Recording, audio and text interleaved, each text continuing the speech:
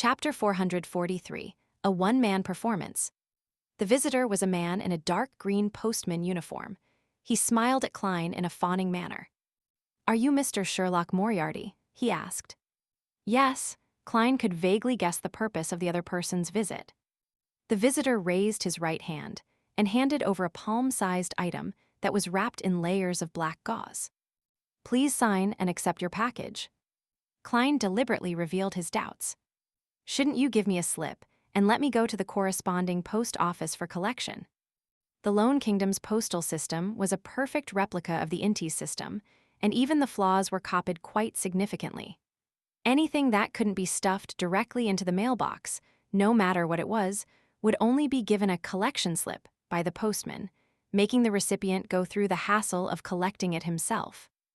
"Haha, because it's rather precious, so I have to personally deliver it to you," the postman said after a momentary shock. "It seems you're not professional enough to be a real postman." Without further questions, Klein accepted the package, pen, and slip before signing them. He closed the door and returned to the living room. He didn't rush to open the package, but he took out a gold coin and threw it into the air. "Puh." Klein caught the gold coin and looked down to see if it was heads or tails. A number faced up, indicating a negative response. "There's no latent danger." Klein nodded slightly and put away the gold coin. He touched the paper figurine in his pocket and carefully opened the package. After one layer after another of black gauze was removed, the objects inside clearly presented themselves to him. They were a pale gold-colored, elegantly patterned pocket watch, a handkerchief stained with dark red blood, 7 or 8 brown short curly hair tied together, and a stack of notes. Talam's belongings, his hair, his blood, and his daily records are all present. Prince Edisac Shore is a very efficient man. It's not even nighttime. Klein looked at the items on the coffee table and suddenly felt that there were many people staring at him at that very moment. An ancient angel family with a heritage of more than 2,000 years would definitely have an unimaginable background. Being involved with the royal family's internal strife makes it possible for me to be pulverized at any moment and anywhere. Maybe I'm already being monitored now.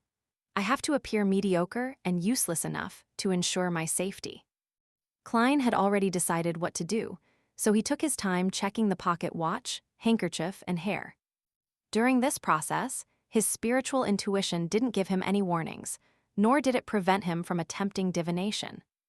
After having a better grasp on the situation, Klein took out the letter, picked up a pen, and wrote his divination sentence. The true cause of Talam Dumont's death. He acted big-hearted and poised, as though he didn't feel that he was being monitored at that very moment. Picking up the curly hair and handkerchief, Klein chanted the divination sentence while leaning back against the back of the sofa. His eyes turned deep as he entered cogitation. After repeating it 7 times, he came to the dream world and saw the familiar lobby of the Quelog Club. And then he saw Talam Duman clutch at his heart, his face contorted once again. This revelation shows that Talam did die of a sudden heart disease. Klein opened his eyes and muttered softly to himself. He frowned, wearing a puzzled, confused, and thoughtful expression. He tried several different divination statements and received the same result. He got up and paced back and forth several times. He punched himself in the head, as though he was angry that he wasn't good enough to help his friend or find out who the culprit was. In the end, he dejectedly sat down and didn't move for a long time. In the dark room, he was like the silhouette of a stone statue. That should be enough. I can't go overboard. If there's no one monitoring me, then I would have been fighting with the air just now. Klein shook his head in a self-deprecating manner, got up, and walked to the kitchen.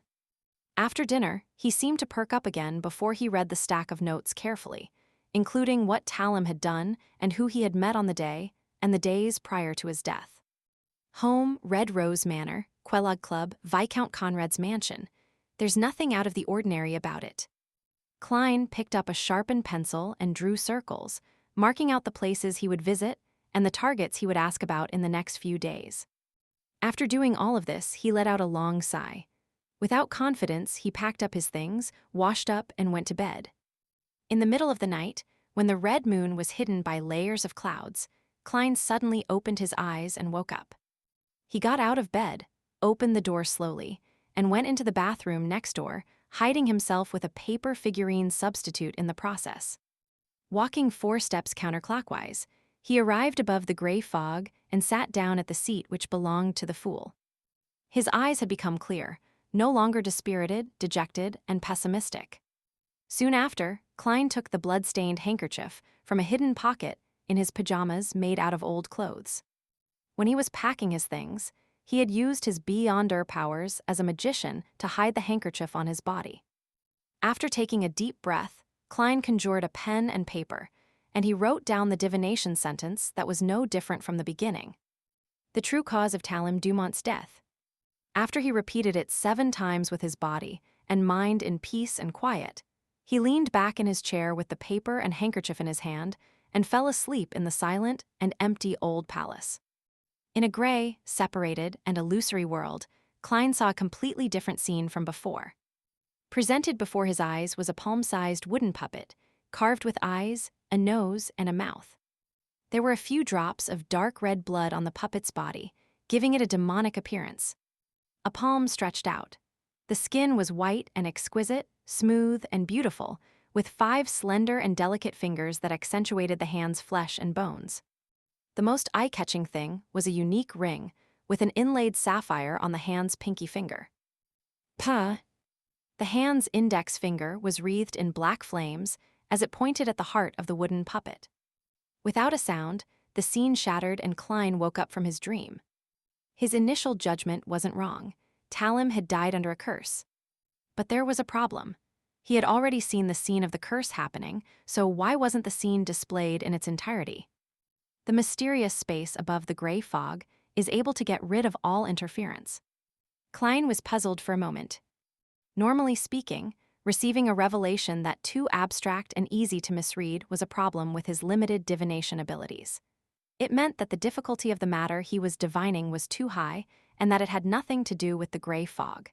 It was an understandable outcome, but he had clearly seen the scene of the murderous curse, but he was limited to a small scope of the situation. It didn't provide a relatively effective revelation and was rather baffling. Have I encountered such a similar situation in the past? Klein dug through his past experiences. Suddenly, he sat up straight, remembering a similar experience. In Tingen, when he was divining the real reason behind the countless coincidences, something similar had happened. He could clearly see the house with the red chimney, but he couldn't reach in Si Zhangwell and sealed artifact 008. This is the power of someone or something that's at the level of a grade 0 sealed artifact that's resisting the power of the gray fog. Klein's eyes abruptly narrowed. No, not necessarily. There are still quite a few possibilities. I have to confirm it again. He put in a lot of effort in order to calm down. As for the method used for confirming, it wasn't daunting for the experienced him. The method was simple, redoing the same divination again.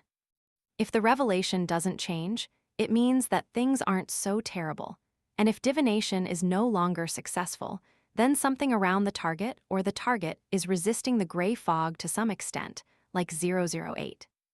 Taking a deep breath, Klein calmly repeated the previous divination. The true cause of Talem Dumont's death. He leaned back in his chair and chanted in a low voice, his eyes growing darker. In the dream, all he could see was a hazy, shattered gray fog. There were no more wooden puppets or fingers. Whoosh! Klein straightened his back, his expression abnormally grave. What did Talem get himself involved in? He frowned as he muttered to himself. There's no question as to what I should do next. It's to be passive and perfunctory. I'll first lie to Prince Edisac before telling him that I'm incapable of figuring out the truth. Phew, this world is really scary. Just the slightest bit of carelessness would cause me to come into contact with something extremely terrifying. Klein sighed. Without daring to stay any longer, he quickly returned to the bathroom in the real world. Tuesday, 9 a.m. at the Crown Cemetery. Klein stood at the edge of the crowd, wearing a black shirt, black vest, and a black tweed coat whilst he was carrying some fresh flowers he bought for 12 soli. He looked gravely at Talem Dumont's coffin being carried over, had his soul put to rest, and was buried bit by bit into the earth. During this process, Talim's mother's eyes were red and swollen. She wanted to speak a few times, but she couldn't find her voice. His father's hair was gray and his expression was haggard. He just stood there, trembling slightly. When the scene reflected in his eyes, Klein tilted his head back and closed his eyes. He waited until the mourners had left before he walked over, bent over, and placed the white flowers on top of the others. "I'm sorry," he silently said inwardly. Standing up, he stepped aside and was about to leave when Klein noticed reporter Mike and Surgeon Aaron closing in. "What a pity, I never thought that Talim would actually, sigh." Mike's expression was pained as he couldn't finish his sentence. Aaron, who was always cold, took off his glasses and wiped the corners of his eyes. He sighed and said, "He's a warm-hearted guy. He shouldn't have ended up like this." "Yes, he could have gotten rid of his grandfather's bad reputation," Klein echoed. Just then, he saw a female figure in a thick black dress with a veil covering her face walk up to Talim's grave. She, too, was also carrying a bouquet of white flowers. Klein looked away, not paying much attention, just keeping watch through the corner of his eye. The woman bent down to release the flower, revealing her left palm, which was covered by a black gauze glove. A blue gem faintly appeared on the pinky of her left palm. Klein's scalp tingled instantly. His entire body felt numb.